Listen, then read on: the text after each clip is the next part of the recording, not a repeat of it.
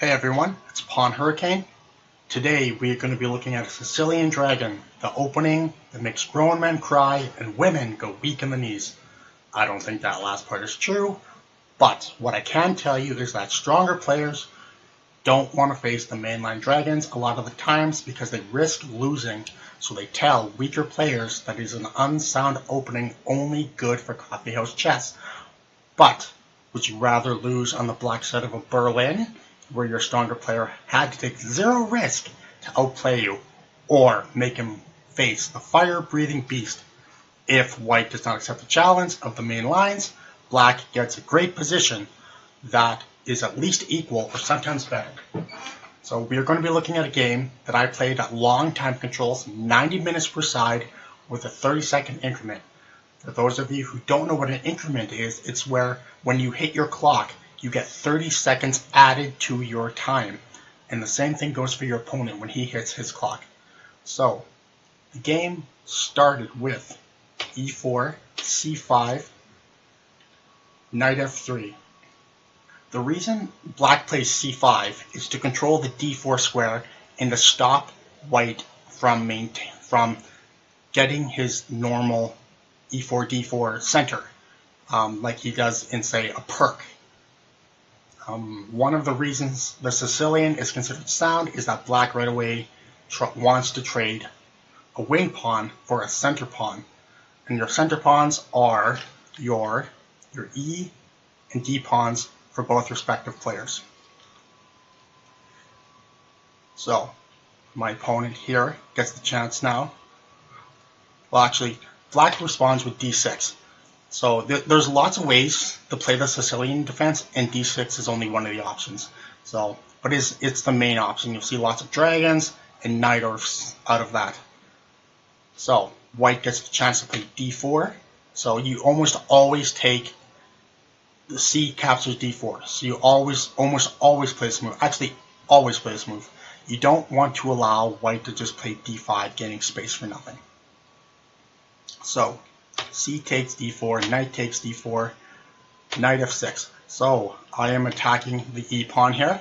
So white has a few ways he can defend this. He can play f3, he can play bishop d3, he can play queen d3. The problem with a lot of these moves, they're unnatural and they can get in the way. So the most natural way to defend the pawn is to develop the knight. And generally, when they talk about development, almost regardless of the positions, you want to play knights before bishops because they control more squares overall.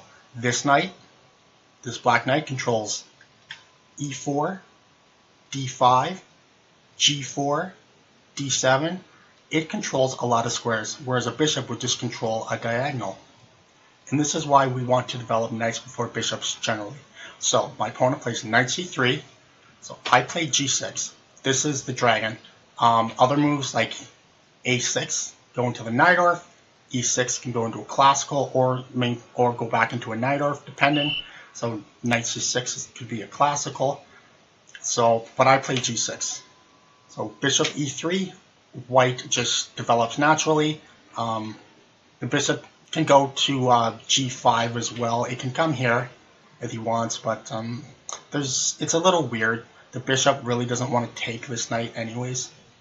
So bishop comes to e3. Bishop g7, that's where the bishop wanted to go. f3.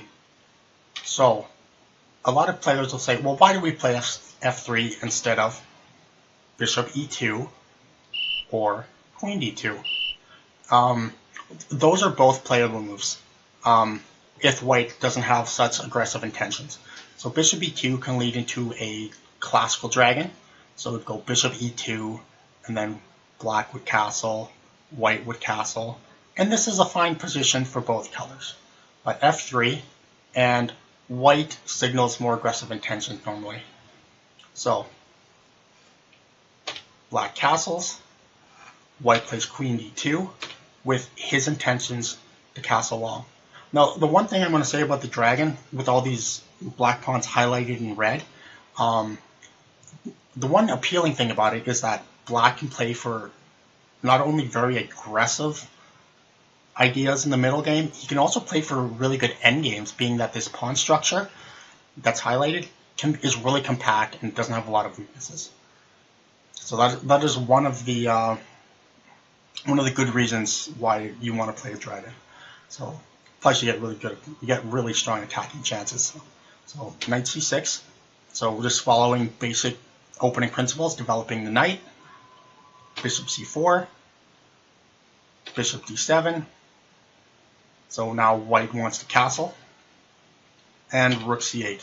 So black already has a threat here. If white were to play I guess would be considered a normal move, say something like king b1, the biggest thing we have to look at is this rook here. It's hitting this undefended bishop. So say king b1, we can already play knight takes d4, and if queen d4, we have this very nice knight g4. So the bishop now, it's hitting the queen, so the queen has to move. So the big thing, say if queen d3, we can play knight takes e3, queen takes d3, and rook takes c4. So this is why white always plays bishop b3, just to get that bishop out of harm's way. So knight e5 is following mainline theory. You wouldn't want to play a move like a6 here. It's a little slow. Whereas we're aiming to get rid of this bishop overall, or we want that bishop to trade itself. It's a good defender of the king, and it's also targeting black's f7 square here. So we don't, it's good to get that off. Or if white doesn't trade this bishop, a lot of times black will get this bishop and have an uncontested dark square bishop. So knight e5. So there's some normal. So some of the main moves here, probably the big one is to play h4, h5. So that's the main line. But my opponent chose bishop h6, which is totally normal still. So in the Sicilian Dragon specifically, black has what's called an exchange sacrifice. So we're gonna take this rook here, and a lot of times we're gonna exchange it for the knight. And black normally has to take with this pawn here, which will cripple his pawn structure. So this is why black takes white's bishop, white takes the queen, white takes back with the queen, and now we are free to do our exchange sack. Now you're thinking, well, I just gave up for a rook for a knight, and what do I get out of it? So one of the main things we get out of it is we get these double isolated pawns in front of white's king, which is going to create weaknesses on b2 and on a3 and potentially on the c4 square. And generally white's king is going to be kind of unsafe if he can't defend properly. Now there's a couple follow-ups here. In the game I played queen a5, and after doing a little bit of research, a5 is actually a slightly better move, and black is continually generating threats in this position. So say white plays a normal typical move, h4 is kind of a typical Sicilian defense idea for white. He wants to play h4, h5, and try and take here and use the queen and the rook here. Use this queen and rook to try and grab on h7 to give checkmate. So, but this comes with a threat for black now. So after a4, so right now this bishop is just trapped. So with bishop c4, we take it with the knight. If bishop d5, yes, it is guarded, but we don't have to take with the knight here. We can play e6. So now the bishop has to take this pawn and queen b6, and this bishop has no squares. I played queen a5, which is still a good move. I am targeting this c pawn. So now it's interesting that white doesn't have to defend it, but it gets rather complicated if he plays h4 here, and that's a whole nother line. In the game, white played king b2. So I followed it up with rook to c8. So recharging the attack on the c pawn. white played queen d2. Another move might be queen e3, but it's more natural to put the queen on d2 because we might want to be able to put the rook here and play here eventually to help guard the c-pawn. So queen d2, and I chose what I think is the most aggressive response in b5. There's an idea to be stated for queen c7 with the idea of just throwing the a-pawn forward, but b5 seems still rather natural. The idea eventually might be to play b4 at some point. So in the game, my opponent played rook h to e1. Oh, let it be known that white doesn't have c4 in this position because I have queen takes d2, rook takes, and b takes c4, and this bishop is again trapped. So if it goes to a4, I can just take it and I'm up a piece. So instead, my opponent played rook h to e1. So, it's always a good policy to put your pieces in the center of the board or have them controlling center squares. So there's a few ideas here for black. He would like to play maybe a5 and start threatening a5 and b4. So that's one of the ideas. And white's just white might try and play h4. The other important thing of the exchange sacrifice for black is that if white ever tries to play f4, so f4 here, the e4 pawn at some point might become weak to this knight attacking it here. So that's one of the ideas of the exchange sac, is to keep that e4 pawn under lock and key. So in the game, I played knight c4, and white's hand is forced here. If the king just moves, say here, I can just take the queen. So white has to play bishop takes c4. So now there's two ways to capture here. You can either capture with the b pawn or with the rook. The reason we don't capture with the pawn in this position like this, first of all, it takes away an attacker of this pawn. See, the rook can no longer attack this pawn. Also, this bishop would really eventually like to attack this pawn here, and if I ever put the bishop here, it's just staring at the c4 pawn. So this is why it's better to take with the rook in this position. It leaves the a2 pawn potentially under attack here, and it keeps the c pawn under attack as well. So my opponent played knight b3, so just trying to remove the queen from its active square here. So I always want to keep the c pawn under attack. So this is why I don't play a move like queen b6, because the king might have time. So if I play queen b6, he might be able to get away with king b1 maybe, and try and put his king in a safer square. So this is why queen c7, just keeping it a little more active, getting ready to play a5. So my opponent played this idea of rook e3, trying to re-guard his c pawn, so it's guarded 3 times now by the rook, the queen, and the king. But he's tied up a lot of major pieces to the defense of this pawn. So it gives me the chance to play a5. So my idea might be to play b4 and just constantly pressure the c pawn. So in this position, it's rather balanced. So, but my opponent played knight c1. Not a terrible move, but we always want to look at keeping our pieces active. So a better move here might be to play knight to d4. It's also interesting that with h4, we're tempting black to play this a4 move, which is not so good because the white knight wants to go to d4 anyway, so we're wasting time by allowing the piece to go to a good square. And the problem with a4 is it gets in the way of the queen coming back here and potentially attacking a2. So knight c1, and now it's a matter of improving your worst placed pieces. So this bishop here on d7, it's not really doing anything. So I put it on its most natural square, bishop e6, putting pressure on the a2 pawn. And my opponent responded with queen e2. I thought e5 here would have been an interesting attempt with d takes e5, but this would be bad for black. So king here, and the queens come off, and black's down in exchange for nothing. So I wasn't going to take that pawn.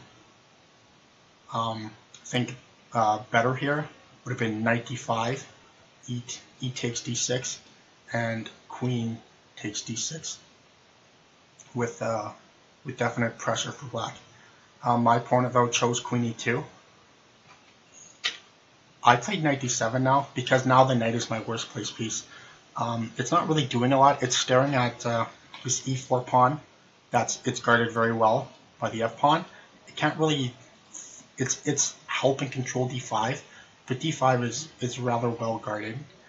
So, and now my knight would rather maybe come to like d7 and then go to b6 and a4. So where it helps attack this king. So that's what I do first, is I reposition my knight. So knight to d7, and white played rook d4 here.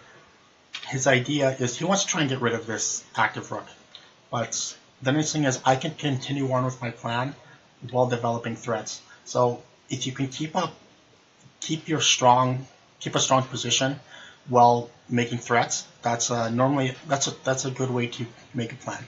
So knight b6, and the problem now is white can't trade my active rook. If knight takes c4, I have knight takes c4, check. So the king has to move, and now I actually don't have to take this rook right away. I can keep my my eyes on this king instead. So I can play queen c5. So I'm attacking now this rook twice, so I'm threatening to win it. And say a move like queen or rook d3, I have queen a3 with unstoppable mate on g2 here. So he played king b1 instead.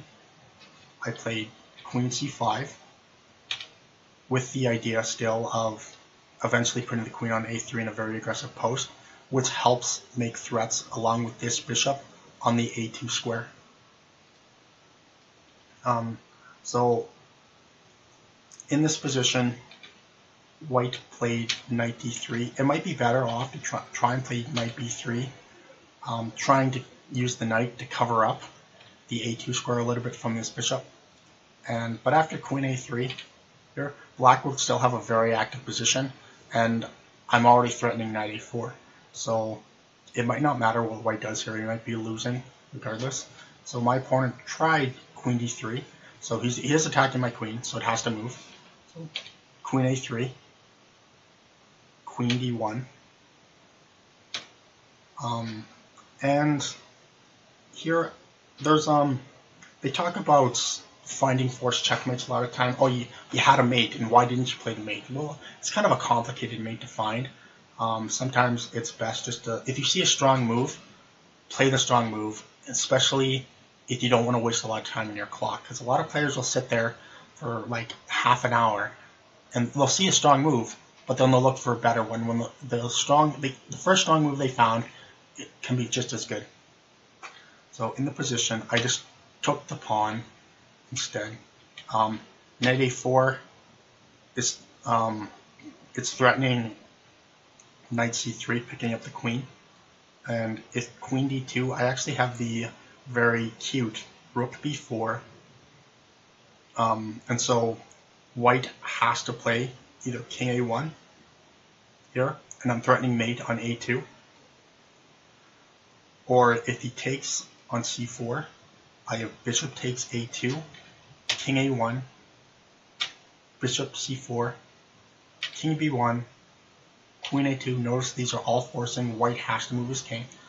King c1 and queen a1 threatens checkmate. Instead, I played rook c3, just a more normal move, and black still maintains all the threats. So if queen takes a2, bishop takes a2.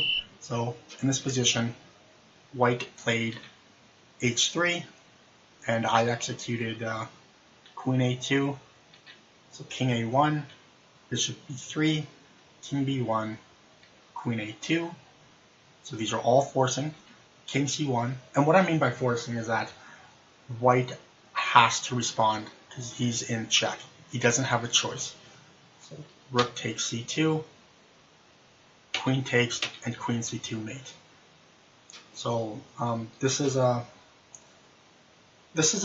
good way for a lot of players to play. You're going to get lots of active chances against stronger rated opponents.